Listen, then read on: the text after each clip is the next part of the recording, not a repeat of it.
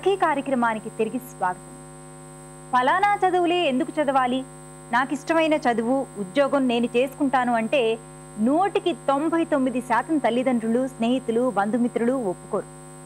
సమాజంలో హోదా, గుర్తింపు, మంచి ఆదాయం అనే 3 లక్షణాలు ఉన్న చదువులు, ఉద్యోగాలే అస్సలు సిసలైనవని అనుకుంటూ ఉంటారు. స్కూల్లో జరిగే ఏ వ్యాస రచన, వక్తృత్వపు పోటీల్లోనో మన పిల్లలు నేను పెద్దయ్యాక మదర్ తెరీసాలానో మహాత్మా గాంధీ గారి లాగానో ప్రజలకి సేవ చేస్తాను అని చెప్పి బహుమతులు సంపాదించుకు వస్తే మనం ఆనందిస్తాం. కానీ నిజంగా వాళ్ళ పని చేస్తానని మన పిల్లలంటే గుండెలు బాదుకుంటాం. నిజమా కాదా? ఆలోచిస్తూ ఈ కార్యక్రమం చూడండి. నమస్కారం. వస్త్రాకృతి కార్యక్రమానికి స్వాగతం. సకులు శారీ పైన స్టోన్ వర్క్ ఎలా చేసుకోవాలో చూపిస్తానంటున్నారు ఫ్యాషన్ డిజైనర్ శిరీష గారు. మరి చూసేద్దామా? హాయ్ శిరీష గారు. హాయ్ సుజాత. ఈ రోజు మా సకులందరికీ శారీ పైన స్టోన్ వర్క్ ఎలా చేసుకోవాలో నేర్పిస్తానన్నారు కదండి. మరి అసలు స్టోన్ వర్క్ గురించి చెప్పండి ఫస్ట్. యాక్చువల్గా ఈ స్టోన్ వర్క్స్ అనేవి ఇప్పుడు బాగా ఫ్యాషన్లో ఉన్నాయి. ఈ స్టోన్ వర్క్స్ అంటే మగ్గాల మీదే కుట్టుకోవాలేమో, లేదంటే ఇంట్లో ఎట్లా ఫినిషింగ్ కరెక్ట్గా ఉంటుందా లేదా అనేది చాలా మంది డౌట్స్ ఉన్నాయమ్మా.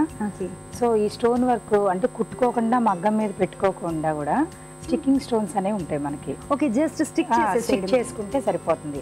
ఆ ఏదైనా డిజైన్ ఉన్న శారీ మీద ఆ డిజైన్ మనం ఎలివేట్ చేసుకుంటా మనం దాన్ని ఎంబోస్ చేసుకుంటా కనుక మనం స్టోన్ వర్క్ కనుక చేసుకున్నట్లయితే ఇంట్లోనే ఉండి చాలా బ్యూటిఫుల్ గా ఉంటాయి శారీస్. పార్టీ వేర్ గా కూడా మనం వేసుకోవచ్చు. సో ఎలా చేయాలో మరి చూపిస్తారండి? తప్పకుండానమ్మా. చూడమ్మా సుజాత, ఇది pure georgette sari, georgette printed sari అనమాట. యాక్చువల్గా దీనిలో వర్క్ ఏమీ లేదు. అవును, ఇలా కనుక మనం చూసినట్లయితే. కానీ ఎక్కడైతే ఈ ఫ్లవర్స్ ఉన్నాయో వాటిలో మనం చక్కగా స్టోన్స్ అనేది స్టిక్ చేసుకున్నాం అనమాట. ఓకే. సో శిరీష గారు, ఇక్కడ మీరు ఈ శారీలో ఇలా రౌండ్ గా ఫ్లవర్స్ ఉన్నాయి కదండి, దీంట్లో 2 కలర్స్ యూజ్ చేశారు. దాని గురించి చెప్పరా? యాక్చువల్గా ఇది బ్లాక్, గ్రీన్ ఉంది. దీంట్లో ఏ శారీ అన్నా తీసుకోగానే ఫస్ట్ దాని మీద ఉన్న కలర్స్ ఏమున్నాయి, దాని మీద ఉన్న కలర్స్ ఏంటి, మనం యూజ్ చేయాల్సిన కలర్స్ ఏంటి అనేది ముఖ్యంగా గుర్తుంచుకోవాలి. సో ఏం చేయాలి ఫస్ట్ అనేది థింక్ చేసుకోవాలి. శారీ చూడగానే మనకు వచ్చింది చేసేయకుండా దాని మీద ఏం కలర్స్ ఉన్నాయి, ఓకే దీనిపైన ఇంకా ఏం వేస్తే ఇది హైలైట్గా ఉంటుంది అనేది కలర్ కాంబినేషన్ అనేది ముఖ్యంగా డిపెండ్ అయి ఉంటుంది అనమాట శారీ డిజైనింగ్లో. ఆ కలర్ కాంబినేషన్ బాగాలేదంటే శారీ కూడా బాగుండదు. సో ఎంత కలర్ఫుల్ గా స్టోన్స్ అతికించినా కూడా వేస్ట్ అనమాట. సో ఇట్లా దీన్ని మల్టీ కలర్, ఆల్రెడీ దీనిలో 2-3 కలర్స్ ఉన్నాయి, బ్లాక్, గ్రీన్, గోల్డెన్. సో ఇంకా మన కొత్త కలర్స్ కలపకుండా సేమ్ అదే కలర్స్ ఉపయోగిస్తా. ఇప్పుడు బ్లాక్ కానీ గ్రీన్ కానీ మెరూన్ అనేది బాగుంటుంది కాంబినేషన్. సో ఆ మెరూన్ ఒకటి మనం ఎక్స్ట్రా కలర్ తీసుకున్నాం. ఓకేనా? చాలా బాగుందండి శారీ కూడా. సో వర్క్ కూడా చాలా డీసెంట్ గా సింపుల్ గా కనబడుతుంది, కానీ కట్టుకుంటే చాలా లుక్ వస్తుంది శారీ. నిజంగా చాలా బాగుందండి. మరి ఇప్పుడు స్టోన్స్ కదండి ఇవన్నీ కూడా, సో వాటర్ లో వేసేస్తే మళ్ళీ ఊడిపోయే ఛాన్సే ఉండదు? అవునమ్మా. అంటే వీటికి ప్రత్యేకమైన గ్లూస్ దొరుకుతాయి అనమాట, గమ్స్. వాటితో అతికించుకున్నట్లయితే అది ఊడదనమాట. ఇది ఇంకొక శారీ అమ్మా. ఈ శారీలో కూడా చూసావా ఇవన్నీ బ్యూటిఫుల్గా ఉన్నాయి అన్నమాట. ఈ ఏదైతే అంటే ఇవి నెమలిలాగా అలా ఉన్నాయి. ఈ నెమలి పించాలని మనం అంటే హైలైట్ ఎలా చేసామంటే అచ్చంగా నెమలి రియల్ ఇదిగా అనిపిస్తుంది అనమాట మనకి. కానీ రియల్గా నెమలి పించాలి దీంట్లో ఉన్నట్టుగా. దీనిలో మనం మల్టీ కలర్, ఎందుకంటే నెమలి పించం అనేది మల్టీ కలర్లో ఉంటుంది. అంటే మన కాన్సెప్ట్ వైజ్గా కూడా మనం చూసుకోవాలి. అంటే ఆ కాన్సెప్ట్ ఏంటి, ఆ థీమ్ ఏదైతే ఉంటుందో దాన్ని మర్చిపోకుండా అదే గమనించుకుంటూ ఉండాలి. ఇప్పుడు దీనిలో ఈ పీకాక్ థీమ్ ఉంది. సో దీనిలో ఏం చేసుకోవాలి, మల్టీ కలర్ ఉంటుంది అనమాట. Multi colour. సో పీకాక్ అంటే ఆ రెక్కలదంతా మల్టీ కలర్లో ఉంటాయి. సో బ్లూ, గ్రీన్, వైట్ అట్లా మనం చేసుకుంటా. శారీ వచ్చి డబుల్ కలరే ఉంది, ఓన్లీ ఎల్లో, మెరూన్. సో మనం గ్రీన్, బ్లూ ఇవన్నీ కూడా పెట్టుకుంటా ఒక్కొక్క దాన్ని ఇట్లా హైలైట్ చేసుకుంటా ఉంటే చాలా బ్యూటిఫుల్గా ఉంటుంది.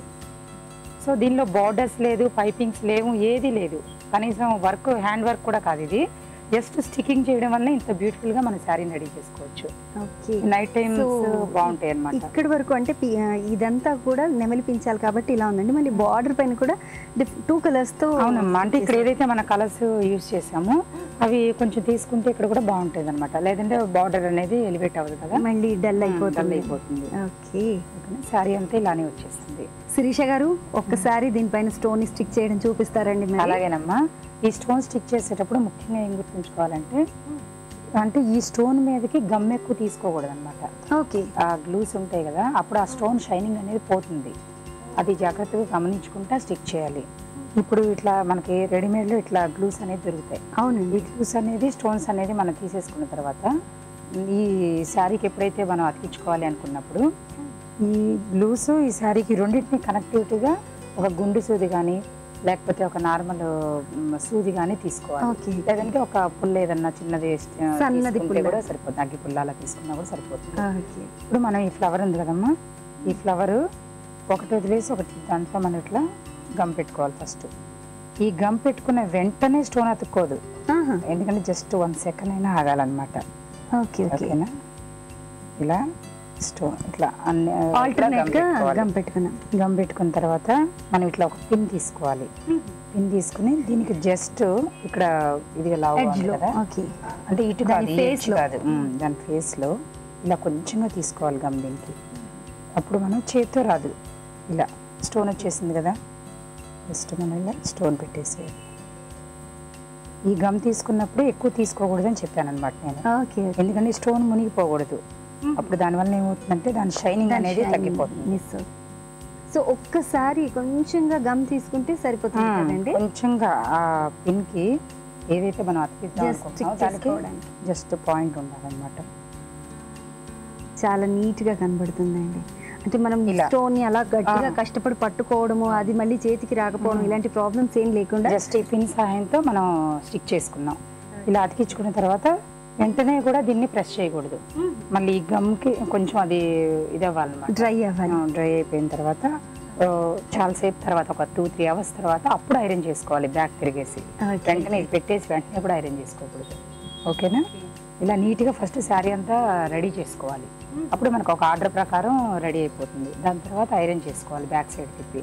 ఆ వేడికి గమ్ మీద ఉన్న అదే స్టోన్ మీద ఉన్న గమ్ము రెండు అటాచ్ అయిపోతాయి. ఓకే, ఫిక్స్ అయిపోయినట్టుగా ఉంటుంది. ఇంకా చాలా బాగుందండి, చాలా నీట్గా ఉంది. శారీ అంతా కూడా మంచి కాంట్రాస్ట్, ఎందుకంటే ఎల్లో మెరూన్ కాంట్రాస్ట్ అనేది ఎప్పుడు జనరలేనండి. అవునమ్మా. కానీ ఆ జనరల్లోనే కొత్త అందం కనిపిస్తుంది ఎప్పుడైనా కూడా.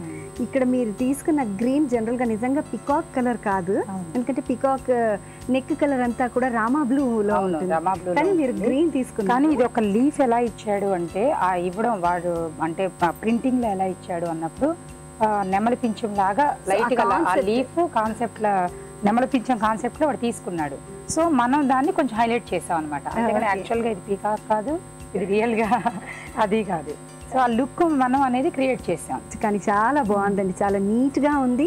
వర్క్ కూడా చాలా గ్రేస్ఫుల్గా, అంటే శారీ కట్టుకుంటే అబ్బా భలే అందంగా ఉంది శారీ అన్నట్టుగా కనిపించేలాగా. ఇది జస్ట్ ఫ్యూ అవర్స్ లో అయిపోతుంది అనమాట ఈ శారీ అంతా కూడా. సో ఫుల్ శారీ అంతా కూడా ఒక 1 డేలో చేసేసుకోవచ్చు. 1 డేలో అయిపోతుంది. 1 డే అంటే కాన్సన్ట్రేట్ గా కూర్చుంటే ఆ డిజైన్ మీద ఆధారపడి ఉంటుంది. హెవీ డిజైన్ ఇచ్చాడు అంటే చిన్న లీవ్స్ ఇచ్చాడా, ఫ్లవర్ ఇచ్చాడా, ఆ ప్రింటెడ్ శారీ మనం ఎలా తీసుకున్నాం అనేది డిపెండ్ అయి ఉంటుంది అనమాట. Thank you so much Sirisha గారు, మా సకులందరికీ శారీ పైన స్టోన్ స్టిక్కింగ్ ఎలా చేసుకోవాలో చూపించినందుకు వన్స్ అగైన్ థ్యాంక్ యూ అండి. వెల్కమ్ సుజాత.